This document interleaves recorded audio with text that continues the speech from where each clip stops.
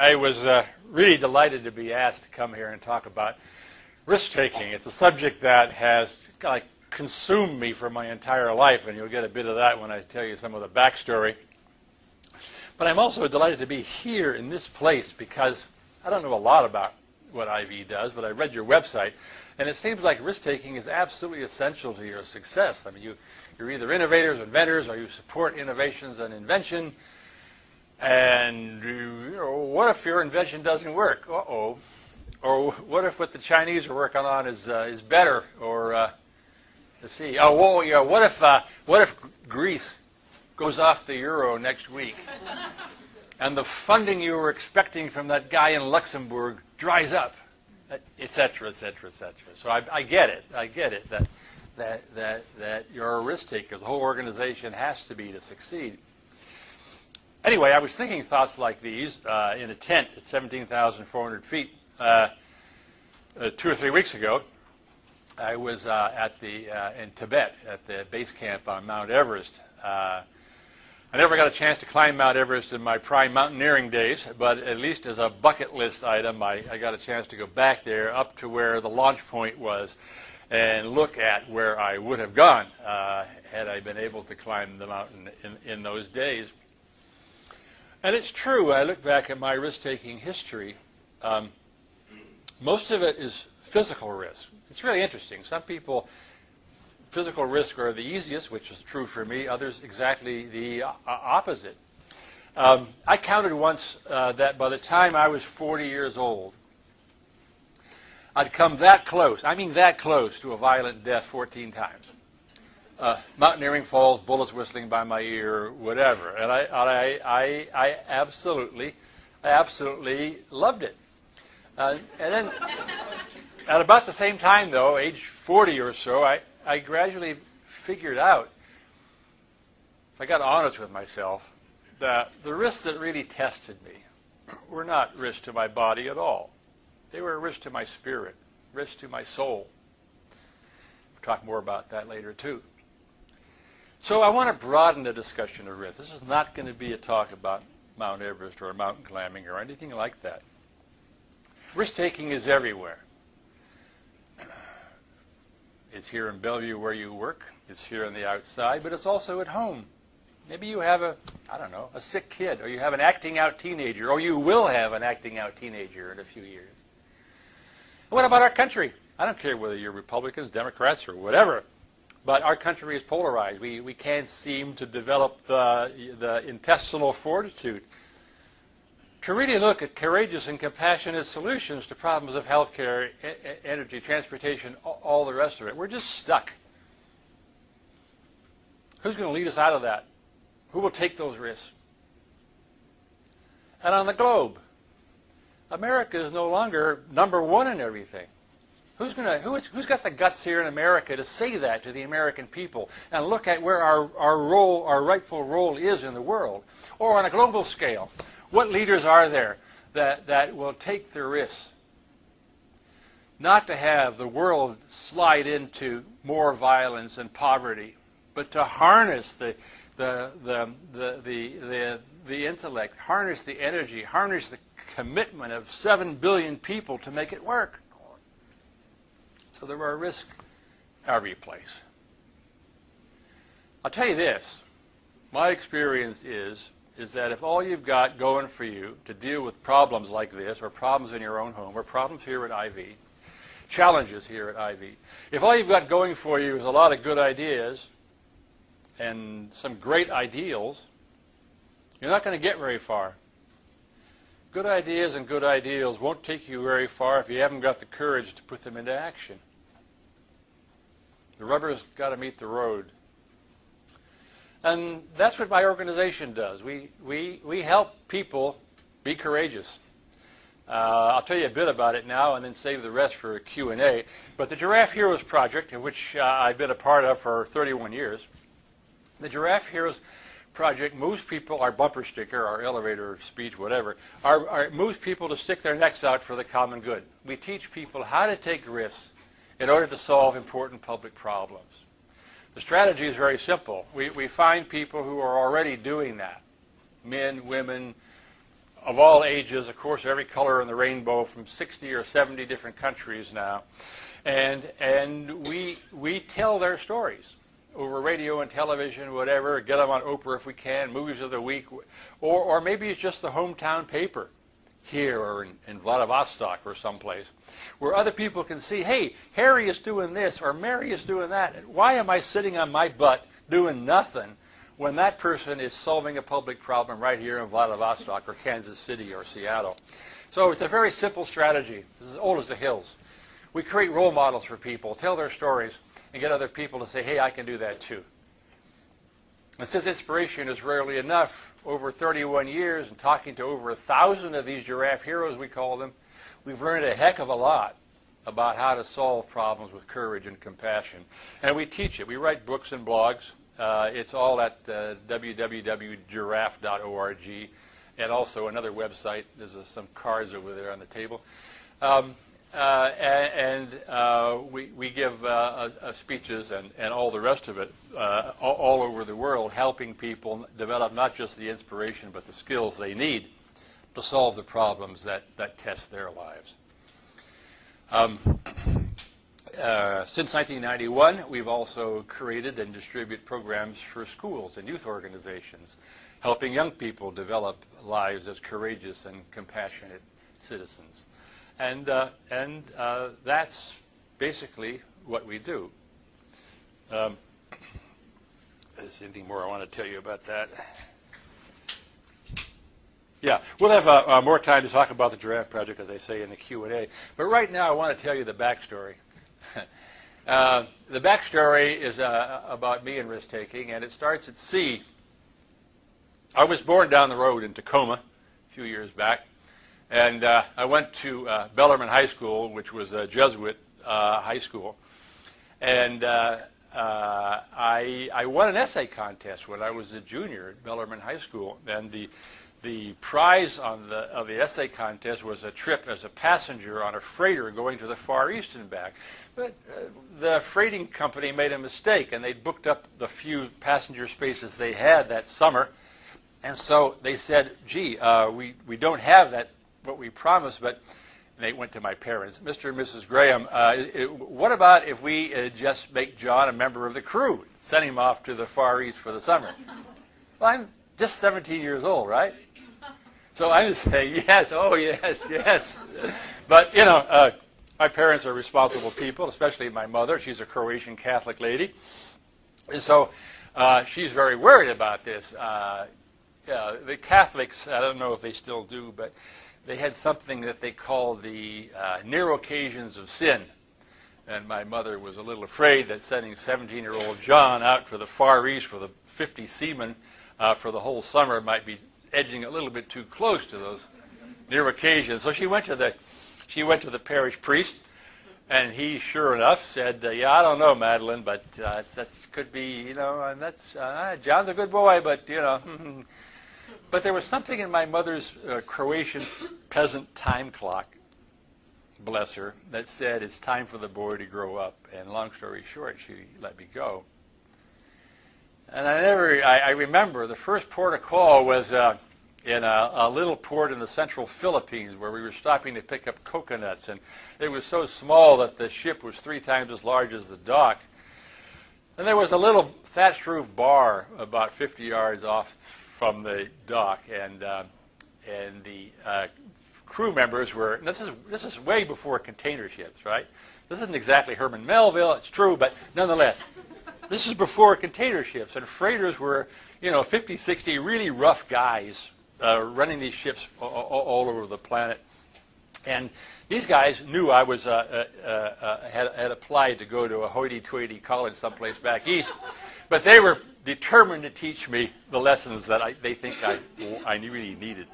So they took me to this bar, and I had enough rum and coke in the short amount of time that I passed out.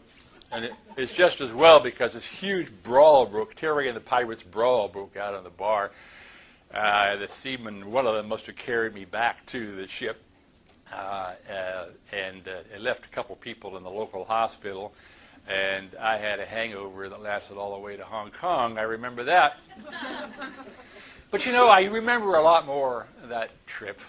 It was more than just a barroom brawl.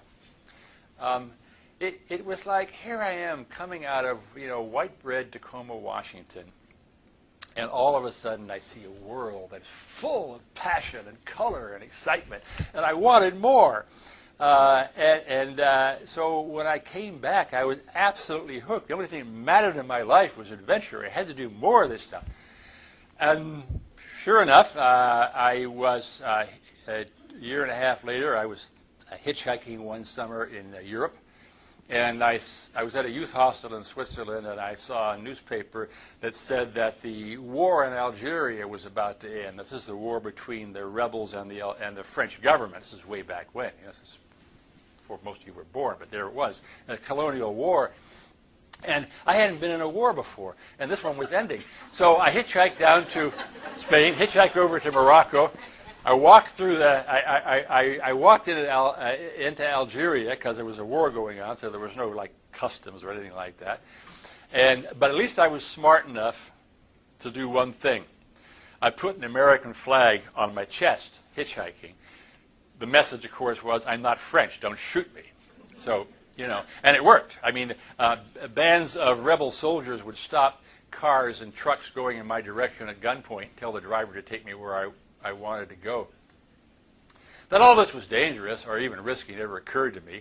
And the summer I got out of that. And the next summer, I and 6 other guys from the mountaineering club at college made the first ascent of Mount McKinley's North Wall. It's the only mountain face as big as the North Wall on Mount Everest, and it's so dangerous that it'll be 50 years next year, and no one's ever done it. And those that have tried have all died. So it was like this incredibly dangerous mountaineering feat. But I was 20 years old. I was 21 years old. What the heck? No, it's fine. We had a lot of close calls, but And then after I graduated college, I spent a year hitchhiking around the world, and I had a press pass from the Boston Globe as a war correspondent. So on my way around the globe, I stopped in at every war I could find along the way, and that, as I remember, included Cyprus. There was a war going on there, Eritrea, Laos, and Vietnam. And I just waded through all this stuff, and it was great fun. And I got paid even some for the stories. But I'm now 22 years old, and I have evolved a philosophy of life that goes something like this: the world is this incredibly beautiful, passionate, interesting place. The only thing that matters to me, John, is adventure, and the more dangerous and the riskier it is, the better. And point number 3, I am indestructible. None of these adventures will ever do me in. Now, you might think that this philosophy of life was a little shallow, and it was. But there was one lesson in those early years that was important, and that is that a full life demands a passionate involvement, and that almost always means taking risks. But there was another lesson that I didn't get at that time. And that is, as I said earlier, that the most important risks challenge not the body, but the soul. The most important risks in life are about the struggle to find meaning for your life and then going for it with everything that you've got. I didn't get that. As far as I was concerned, the only thing that mattered to me was adventure. The only thing that mattered to me was taking a risk. The riskier, the worse risk, the better. My only challenge then at 22 was, how can I make a living doing this? I wasn't independently wealthy. I had to start making a living. So I decided that I would join the U.S. Foreign Service. And I did so, and it didn't disappoint. Within a few years, I found myself in the revolution in Libya. This time as a member of the U.S. Foreign Service. I did the first biographic reports on Muammar Gaddafi. I don't know, did any of you get RT in your cable packages? Okay. maybe you don't. You wouldn't, but it's Russian. It's Russia's CNN wannabe. And since February, I've been their talking head on the Middle East and Libya because of my time there. So I was in the middle of this revolution. Really enjoyed that. And then the State Department sent me, at my request, to Vietnam. And I was in Vietnam for a year and a half. And still, the motivation was adventure. I really didn't care who won. I really didn't care who won. I just wanted to go to Vietnam because I'd never been really a part of a shooting war. And now this would give me a chance to do that. And then there was power, too. Because I'd been in these tough situations, the State Department kept promoting me. So I was gaining in power. And people were starting to listen to what I said. And that kind of like, oh, that's cool. So it was adventure. It was power. And then something happened. In 1971, this is again before most of you were born, but the North Vietnamese almost took over Vietnam in 1971 and 72, 3 years before they actually did. They ultimately failed, but it was a very close thing. And I was stationed in Hue, a city in the northern part of what was then South Vietnam. And the North Vietnamese attacked. Long story short, they surrounded the town on 3 sides. The city was utterly paralyzed. Most of the people fled, including the leaders of the city. The South Vietnamese officials had fled. And my job, here I am, what am I, 28 years old now. My job was to set up a martial law government in this absolutely traumatized city with a war going on 6 miles away. The F-4s would scream over my head so close I could read the pilot's name dropping their bombs on North Vietnamese tanks coming down from North Vietnam. Every 15 minutes or so, the whole ground would shake as B-52s would unleash their loads. And naval gunships were off the coast pumping shells over my head into the North Vietnamese and the Viet Cong. And it was a near thing. My job was to create a stable base area so that the people, and by the way, there were no Americans now fighting. They'd all left. I was like, me and 3 other guys were the only Americans there. There was no American armed forces. We were, except for the pilots, of course. The ground forces were all South Vietnamese, and they had broken run. They panicked. So it was a very dicey situation, and I realized that I had to, in order to, I thought anyway, to create some stability in the city, I had to deal with the question of looters and deserters from the South Vietnamese armed forces.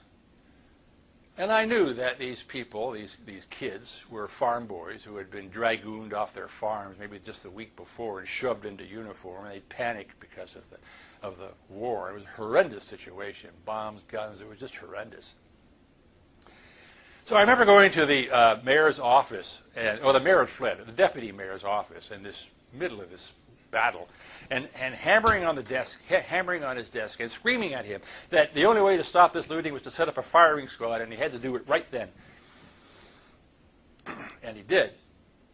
And so at my request, they set up a firing squad, and the idea was to grab these farm boys who had deserted the South Vietnamese forces and start shooting them.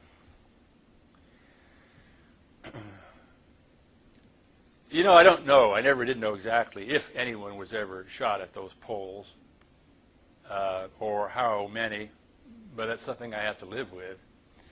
Turned out that the next day dawned bright and clear, and so American air power virtually annihilated the North Vietnamese in front of the city, and the tide of battle turned, and I got out of that one alive.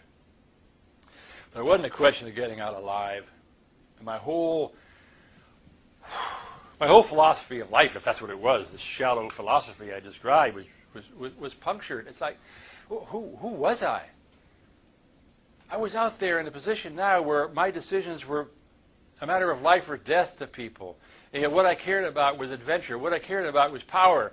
How could my life have been that shallow? What was I? Was there anything inside? So I came back from Vietnam really sort of shaken up. Not changed so much, but shaken up.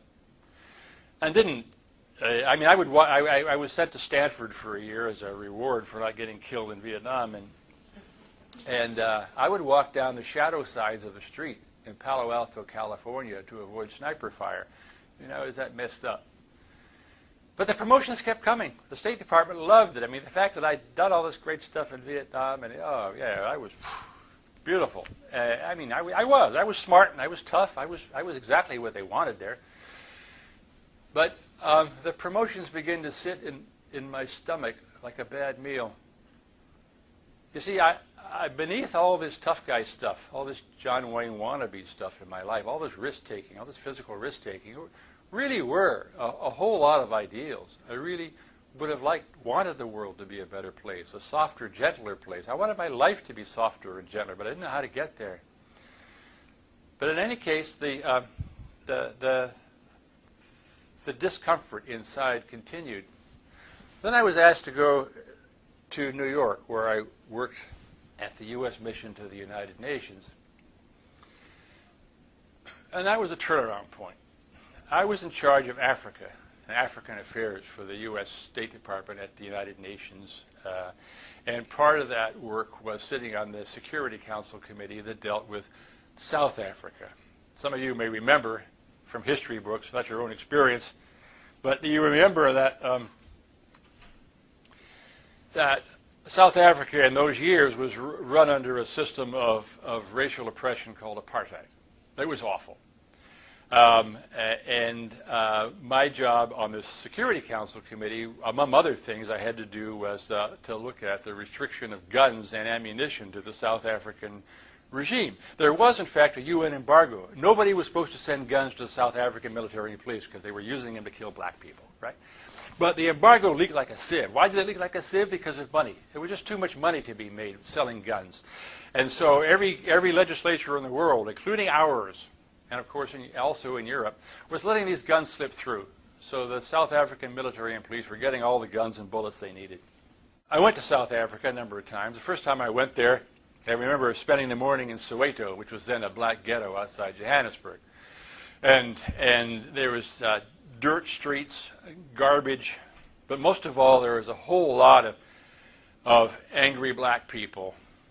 I walked down that dirt street in Soweto, and I felt hundreds of pairs of angry black eyes boring into the back of my white head. And a few hours later, because I was still a diplomat, I was invited, I went to a fancy cocktail party at a mansion in the white section of Johannesburg, protected by guard dogs and iron fences. Oh, apartheid stank, and I resolved then to do something about it. And I did. Long story short, I started playing a double game against my own government. I started convincing the African and then all the members of the Security Council that if they were willing to push America toward a tougher stance against apartheid, I would give them the documents and the strategies on how to do that successfully. And I did. At one point, I saw an angry message from an African foreign minister to my foreign minister, Secretary of State. And it was an angry, angry message accusing America legitimately of being hypocritical. We weren't stopping the arms going into South Africa. The President Carter's idealistic slogans for his election were a sham, et cetera, et cetera. Anyway, in the middle of this man's angry, it wasn't an email, angry cable to Secretary Vance was a paragraph that I myself had drafted 2 weeks before, given to my contact in New York. It had gone back to Africa and then come back. So was this dangerous? Was this risky? Oh, you bet it was risky. You remember, I'm the State Department's fair-haired boy. I'm at that point, the youngest equivalent of a full colonel in the entire Foreign Service. And I was risking everything. And part of that was because of what I saw in Soweto and Johannesburg. But the other part was because I realized that in using my skills, and I was pretty darn skillful, and my guile, whatever, my gifts, to help end apartheid, I had found something. And by the way, it worked. When the messages were going back and forth, I went to my own people and said, I don't know what's happened, but there's this huge upsurge in pressure against the United States. calling us hypocrites in the world press. We have to do something about this. And my bosses finally agreed that America would support a tough embargo that would fully stop the sale of guns, transfer of guns and ammunition to the South African military and police. And the Europeans in those days had no choice but to go along. So in April 1980, the UN adopted a tough embargo on arms to South Africa, and in time, that embargo helped end apartheid. And I had a lot to do with that. So it wasn't just my being angry at the South Africans. It was about my discovering that with who I was, the gifts that God had given me, the contacts I had, I could do something that would be good for the world. And I had, in doing that, in helping end apartheid, I had found what was meaningful to my own life. And it was like learning to swim. Once I had discovered I could do that, once I had discovered that I could do something that was meaningful to my own life, that gave me that level of satisfaction, then I couldn't stop doing it. It's like learning to swim. Like I say, you can't forget you know how to swim once you've learned. And it wasn't lost on me also that I also had just had the greatest adventure of my life, and it had nothing to do with hanging on ropes from a mountain, nothing to do with Viet Cong bullets sailing past my ear. It had to do with finding what made my life meaningful and then going for it with everything that I had. And, you know, it's not just me that discovered the core importance of meaning in my life. I simply finally discovered what it was to be human. Philosophers and wise people for thousands of years, I guess, have been telling us that there's nothing more important for humans, all of us, than that our lives be meaningful, that we do something that makes sense at the deepest part of ourselves. And take it personal. You look at a mirror in the morning. Who looks back? You want to know that you're here on the planet, not just taking up space. You're here to do something. You're here to be something. And nothing is more important than what that is meaningful to you, that it makes sense at the deepest core of your being. And when you find that meaning, and we all do, but it's fleeting, but think of a time when you were doing something that you know was meaningful to you. Maybe it was a relationship. Maybe it was something here at work, this incredible project that just absolutely turned you on. Or maybe it was something at home, or maybe it was something in your volunteer work or whatever. But you were doing something that was meaningful to you. Think of how you felt then. Think of the excitement. Think of the fact that you were inspirational to other people who were more likely to follow your lead. Think of the fact you got the best results of your life doing something because it was meaningful to you. Yeah, that's what I'm talking about. And yeah, there are risks, but you went around the risk, or you went over them, or you went through them, but you got to where you wanted to go because what you were powered by something meaningful to you. So meaning is important. We asked these, going back to the Giraffe Project, these 1,000 people we wanted as Giraffe Heroes. They're all doing meaningful things, and they're all very, very effective. So we asked them, well, where does the meaning come from? And almost without exception, of these 1,000 people, they will say, the meaning does not come from money, it doesn't come from power, it comes from service. It comes from making life better for other people. It comes from helping solve some important public problem. And that's certainly the lesson that I got at the United Nations in dealing with apartheid.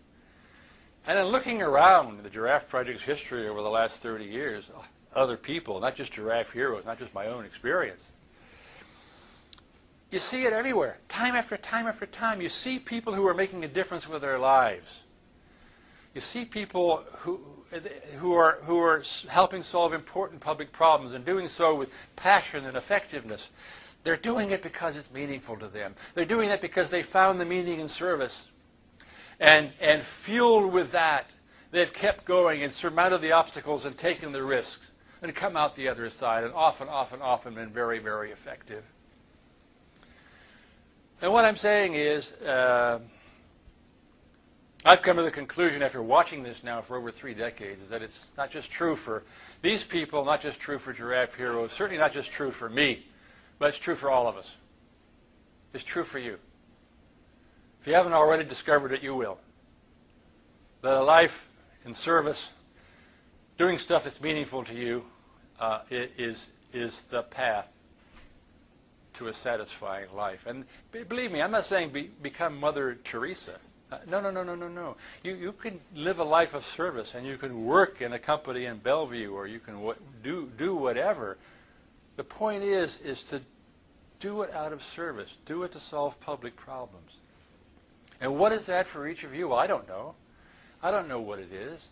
But you know, or you can know what it is. All I can say to you for sure with some conviction is that I know that for each one of us there is opportunity, or there are unique opportunities to make a positive difference with your life. And the only mistake you can make in life is to ignore those opportunities. To just keep going for number one and let someone else do the heavy lifting. Easier said than done. Easier said than done. Risk-taking is difficult.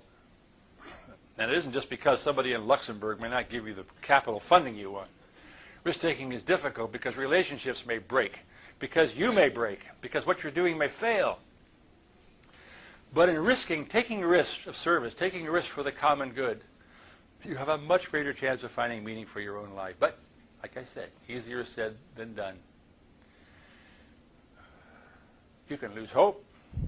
You can let someone else solve the problems, or you can be like me and try to run away from it. I would love to tell you that after that escapade at the United Nations that it was a steady onward climb. You know, John Graham was just doing this wonderful stuff. Oh, man, what a saint that guy is. Look at this. Oh, man, one problem after the other. Didn't happen that way. Instead, I panicked. I forgot that in leaving the Foreign Service, I also left a Foreign Service paycheck. So I began to panic over money. I had enough guts to leave the Foreign Service. I would have been fired anyway, but I left to leave the Foreign Service, right? And so I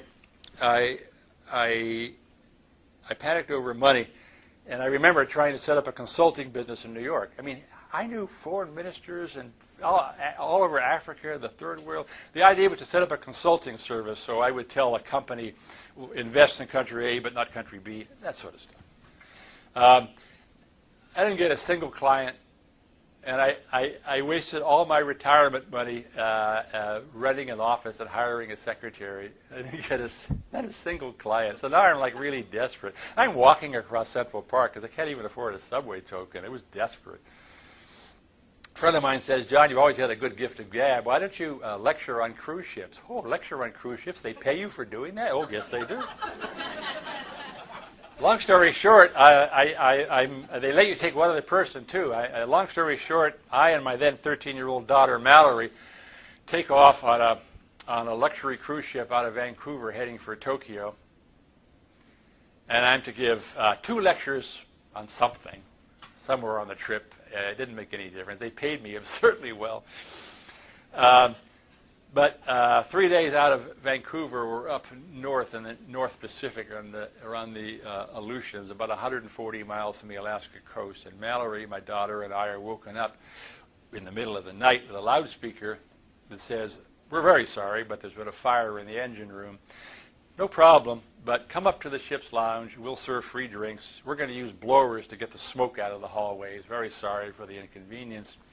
So Mallory and I and everybody else is disarmed by this, and we go up to the ship's lounge. But any fool can see, looking around, that the smoke coming up the stairwells after us is getting blacker and thicker by the moment. This fire is not out. People are starting to get scared. It's 3 o'clock, 4 o'clock. Now, this is October 5th.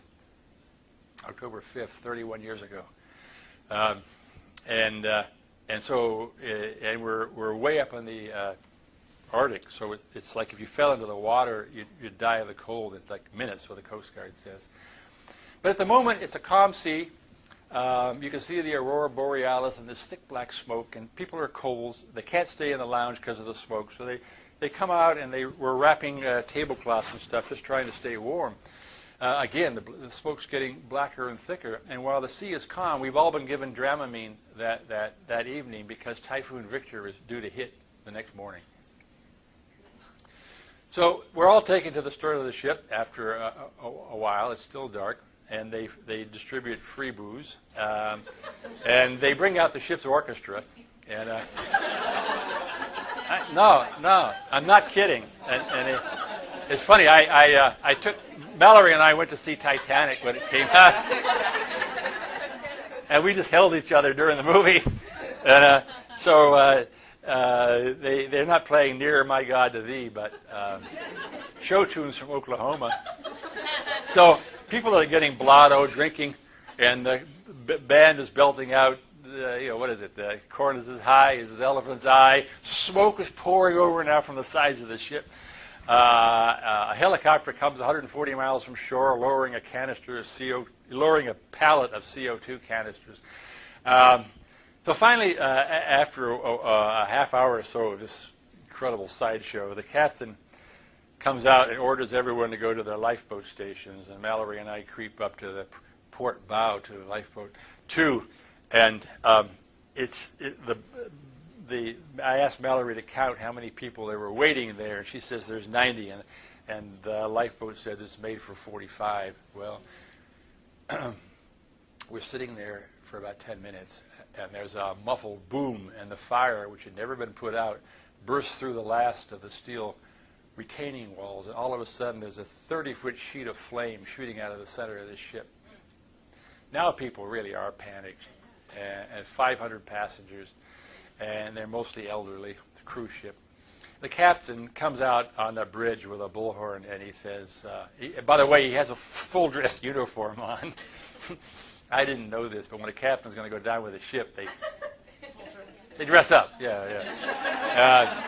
So he has his full-dress uniform on, and he says, we're going to have to abandon the ship, get into your lifeboats, obey the crew. We do that, and through a miracle, nobody is killed, because this is a brand-new cruise ship. No one thought it would sink, or that this would happen. But through a series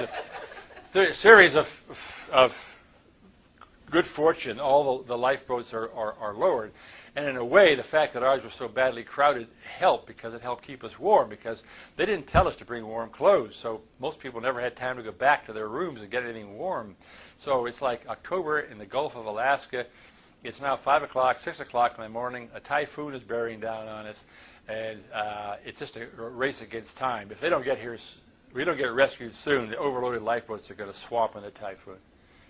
At dawn, a tanker comes down from Valdez, but it's way too big and lumbering to come next to the lifeboats. They don't have engines.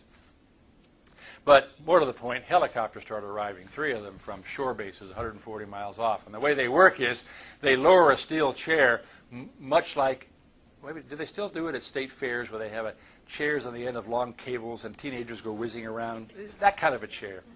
So they lower a chair, one at a time, they take people up into the helicopter.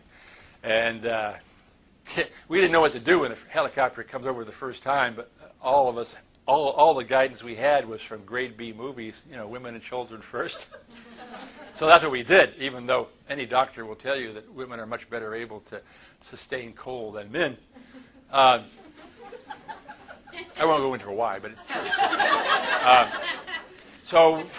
At about noon, I see Mallory taken off, but now the typhoon is hit, and so instead of calm seas, the seas are beginning to rise, and they're getting worse and worse and worse. The helicopters work as fast as they can. They can take 7 or 8 people at a time. Then they take them over to the tanker and drop them off on the deck, come back for 7 more. So they work as fast as they can. By about 3 in the afternoon, there's only 16 of us left in lifeboat number 2, 16 guys. And we're now in the middle of a full-scale typhoon. And the helicopter disobeys orders, comes back one last time, takes 8 more. That leaves 8 of us on lifeboat number 2. And they're now in 30-foot seas, which means that you go up and down 60 feet. The wind is about 65 knots, and we're all dying of hypothermia. That I know, because I've been a mountaineer for my whole life. I recognize hypothermia. You get really cold, but then you start getting warm again, and then you go to sleep and you don't wake up. So we're getting toward that going to sleep phase. And it's now 5:30. The key thing is it'll be dark in half an hour, and the helicopters now can't fly anymore because it's suicide to fly a helicopter in the middle of a typhoon.